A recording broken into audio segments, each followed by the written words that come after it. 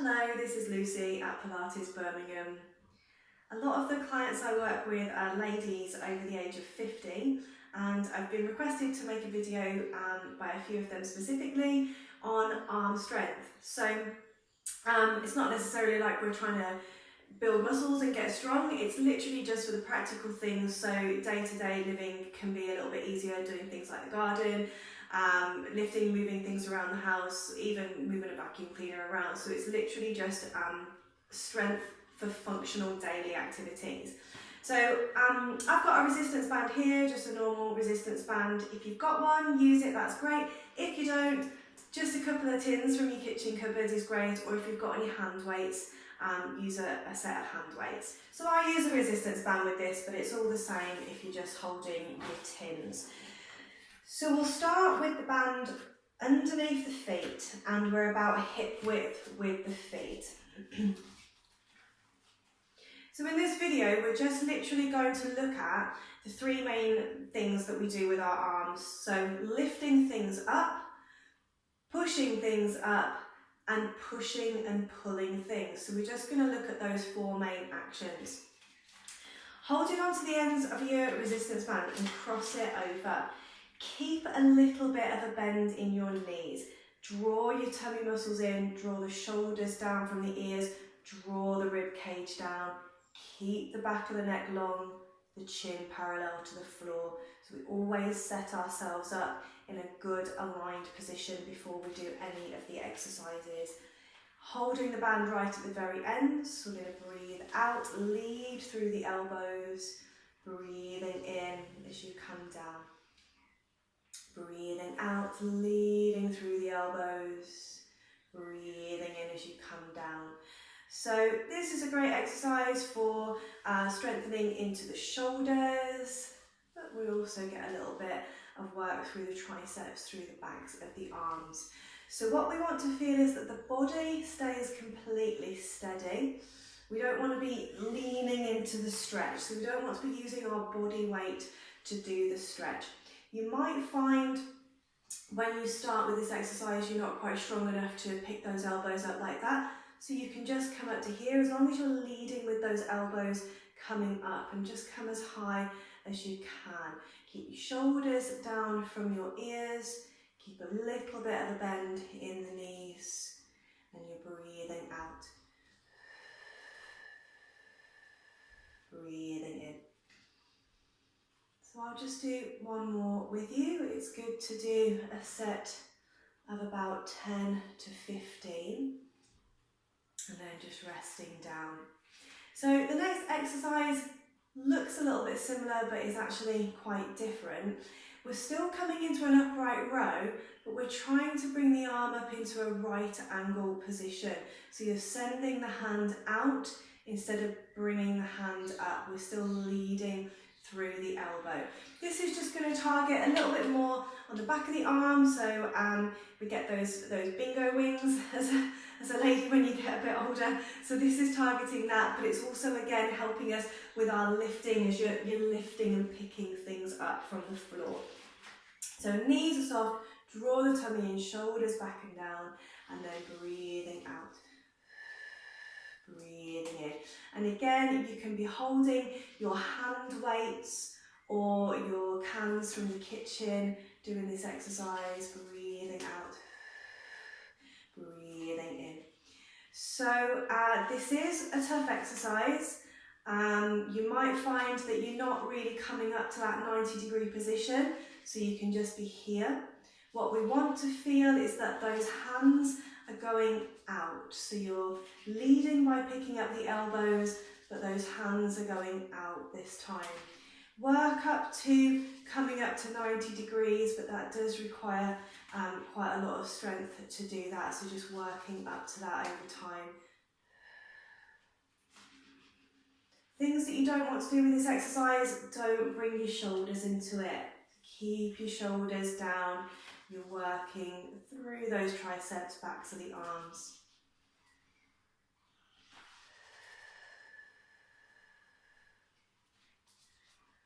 So again, you want to aim for a set of about 10 to 15.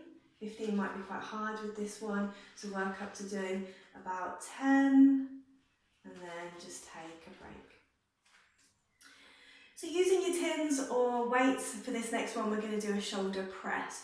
We're going to work it with a rotation in the arm, so we get a little bit more movement around the rotator cuff as well, which makes it more practical because usually you are turning when you actually go to put something up into a high place.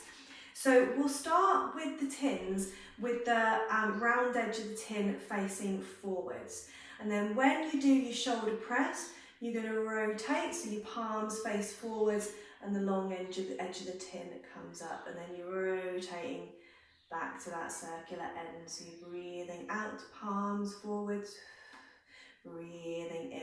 And we're also coming from a wide angle position to a closer position, so we're getting more movement around the edge of the shoulder.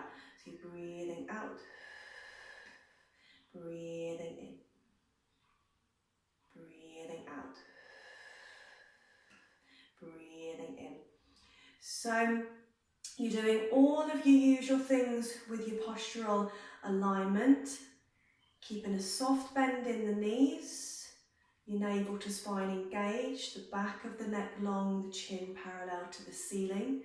And when we do this shoulder press, you're also keeping your shoulders down from the ears. So we don't want the shoulders to slide up to the ears, we're actually keeping them drawing down. So we're actually stabilising the shoulder blade as well when we work this press.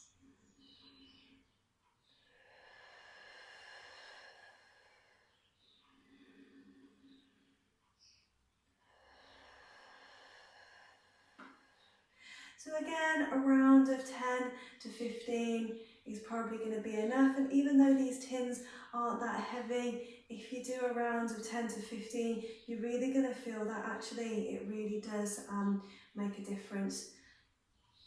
And then just have a break. So now we'll work on strengthening that ability to push. And this exercise again also really strengthens the tricep muscle, the back of the arm. So you'll need to come into a hands and knees position. I'm going to do this from the lightest one first of all, and then I'll show you progressions onto it as well. So things to work with, little bit of a bend in the elbows. You want your neck running in line with your spine and you're engaging your abdominals. So we want to maintain the elbow within the boundary of the mat. So what we don't want to do with this exercise, we don't want the elbows coming outside of the boundary of the mat, we want them within. You're keeping your hip above the knee and you're lowering yourself, your head in front of your hands. In breath as you come down, out breath as you come up. So those elbows are coming in like you're brushing the edges of the rib cage. So we're keeping the elbows within the boundary of the mat. It is a hard exercise, and even on that lightest version it's quite a challenge. So just keep it small if you want to. You can just come to here and back.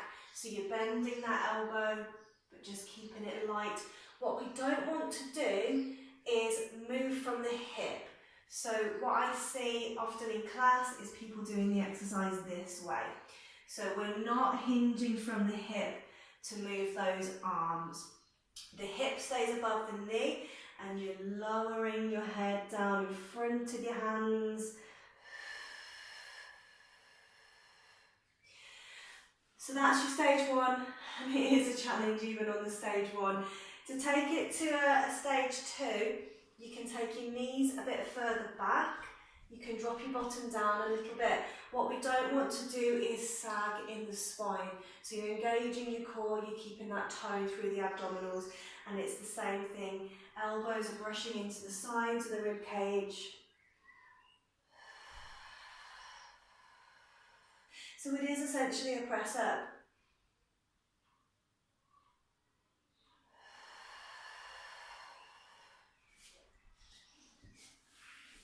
So that's your stage two. And if anyone is feeling really brave, you can take it to stage 3, which is basically a full press up.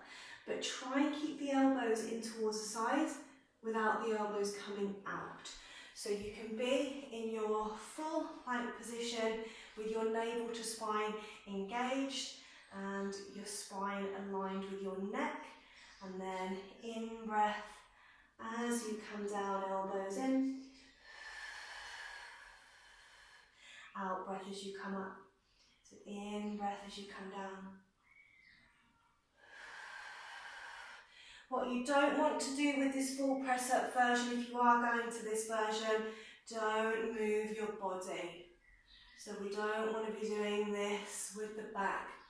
It's not going to do your back any favours. So if you feel like if you're sagging in the spine, drop it back to your level 2 or back to your level 1. Keep it in the arms. So we'll do the final exercise in this little set and we'll work on the pulling back. So we've done our push and now we'll do our pull. This is also really good for the shoulders. If you tend to get rounded shoulders, it's a great exercise for giving you the strength to draw your shoulder back and down. I'm going to use the band again, but you can easily hold on to your weights instead, your tins of soup or whatever you're using. Feet and knees are hip width, pop the band under the feet, or if you're not using a band, just have your feet flat. We're going to be on the sitting bones with the spine upright, so we don't want to go into a C-shaped position with this one. Cross your band over, lengthen up through the back, really straight back, and pick your elbows up. So focus on squeezing your shoulder blades together. So you're breathing out, squeeze, breathing in return. We don't just want to do this exercise by pulling the elbow backwards and forwards. The exercise is coming from the shoulder, you're squeezing it back. I'm going to do some facing this way so you can just see that it's not just in the elbows, it's coming from the shoulder blades. So you're breathing out, squeeze, breathing in return. You're squeezing your shoulder blades together, you're pulling back.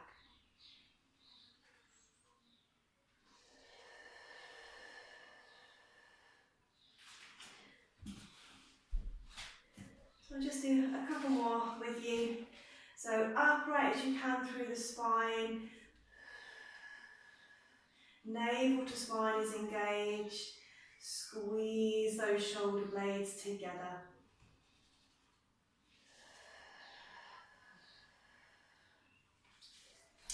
And again, a good round of 10 to 15 is going to be just what you need.